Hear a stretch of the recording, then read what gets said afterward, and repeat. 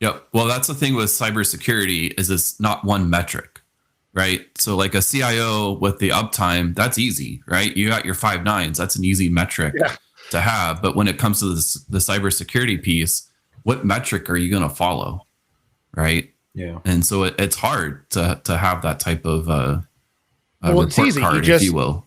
Just be invisible in the background and secure the enterprise with no budget. I mean, what's more. How hard can it be? Until you get breached, and then you get all the money you need in the world, right?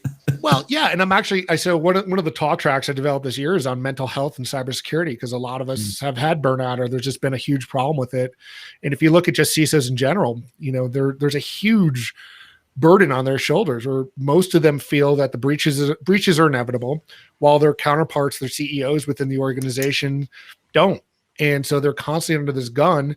And then when the proverbial crap hits the fan, they're almost, I think it was like 90 something, almost 99% of them felt they were either going to be written up in some disciplinary way or lose their jobs. That's an incredible amount of pressure. And like I said, if you look at it from a CIO perspective, there's uptime and metrics that were pretty well understood in IT. Mm-hmm. But when a system go down or your power grid gets taken out, lives are at stake. They don't train us for that. And that's a lot of stress.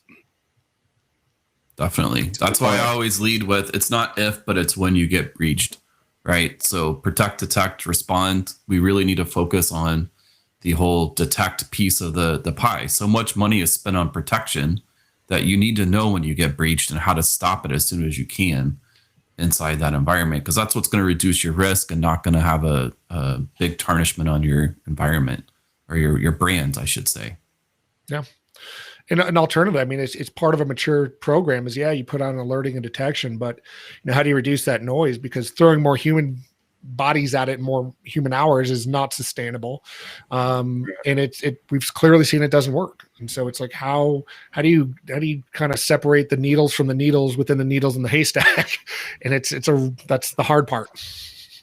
Yeah, I know me and Derek kind of spoke back and forth about this not too long ago, and we're talking about how, coming into a lot of organizations, it just seems to be like one of the major issues there is just asset classification, asset identification, and proper segmentation of all these devices and this data. It's like you can kind of reduce the alert fatigue if you're spending your time on that critical infrastructure, the critical assets, the critical applications. And so when you're kind of missing that first step of even just understanding what your own ecosystem entails and what's involved, it makes it much more difficult from a reactionary standpoint to actually mitigate these issues. And so I think that's kind of plays into exactly what you're saying, and is a lot of the reason why we're seeing these issues today.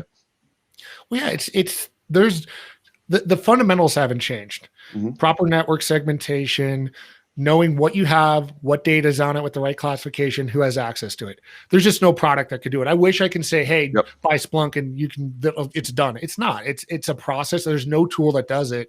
And it's a process, and it's beyond a marathon. I mean, at least marathons have endings. I mean, that is just a lifetime, hill you're just never getting to the top of.